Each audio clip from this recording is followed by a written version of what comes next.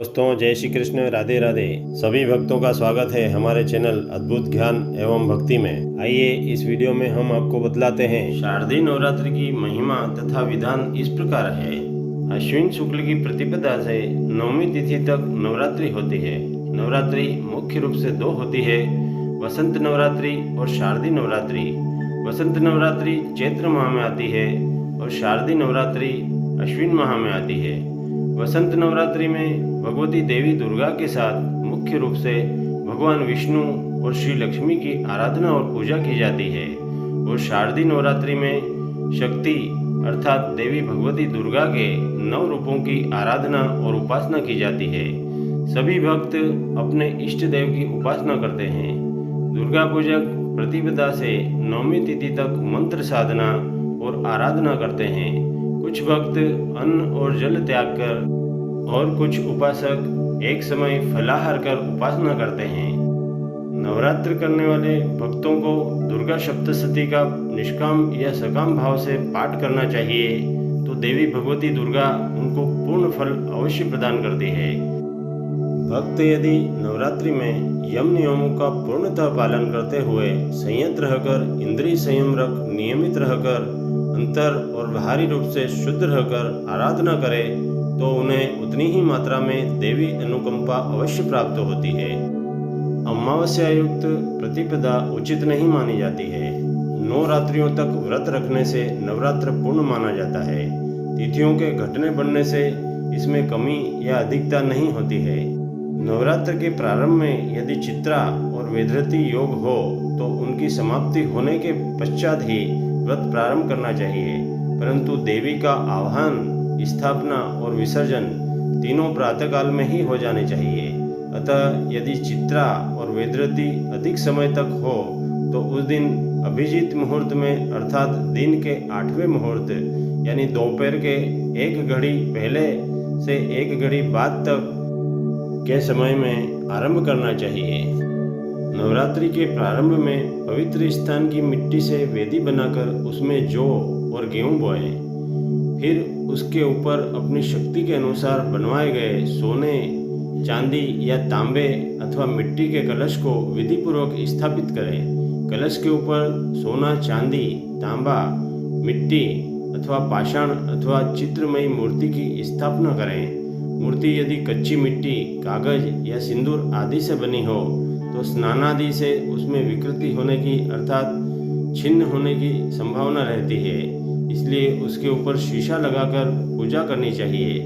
मूर्ति न हो तो कलश के पीछे स्वास्तिक और उसके दोनों भागों में त्रिशूल बनाकर देवी दुर्गा का चित्र या पुस्तक रखकर तथा शालिग्राम को विराजित कर विष्णु का पूजन करना चाहिए। पूजन सात्विक होनी चाहिए, राजस और तामस नहीं होनी चाहिए। नवरात्र व्रत के आरंभ में स्वस्ति वाचन और शांति पाठ करके संकल्प करना चाहिए और सर्वप्रथम गणपति की पूजा कर मातृका, लोकपाल, नवग्रह, वरुण का और सविधि पूजन करना चाहिए। फिर प्रधान मूर्ति का षोडोपचार विधि से पूजन करना चाहिए। अपने इष्ट देव राम, कृष्ण, लक्ष्मी नारायण या भगवती देवी दुर्गा आदि की मूर्ति ही प्रधान मूर्ति मानी जाती है। पूजन वेद विधि या संप्रदाय विधि से होना चाहिए। देवी दुर्गा की आराधना अनुष्ठान में महालक्ष्मी, महाकाली, महासरस्वती का पूजन तथा मार्कंडेय पुराण के अनुसार दुर्गा सप्तशती का पाठ अवश्य करना चाहिए। देवी व्रत में कुमारी पूजन आवश्यक माना गया है। सामर्थ्य हो तो पूरी नवरात्रि प्रतिदिन, अन्यथा समाप्ति के दिन 9 कुमारियों के चरण धोकर उन्हें देवी स्वरूप मानकर गंध पुष्पादि से अर्चन कर आदर के साथ यथारुचि मिष्टान और भोजन कराना चाहिए तथा उन्हें दक्षिणा में वस्त्र आदि देना चाहिए।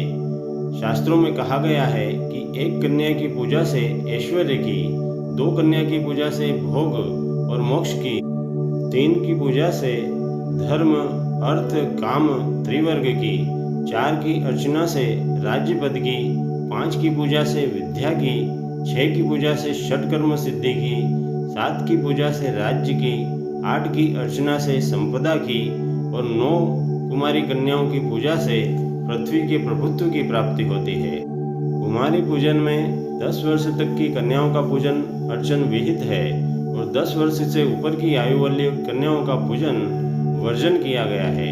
2 वर्ष की कन्या कुमारी, 3 वर्ष की त्रिमूर्ति, 4 वर्ष की कन्या कल्याणी, 5 वर्ष की रोहिणी, 6 वर्ष की काली, 7 वर्ष की चंडिका, 8 वर्ष की शांभवी, 9 वर्ष की दुर्गा और 10 वर्ष वाली सुभद्रा स्वरूपा होती है। दुर्गा पूजा में प्रतिदिन विशिष्ट चीजों को देवी को अर्पण करना चाहिए।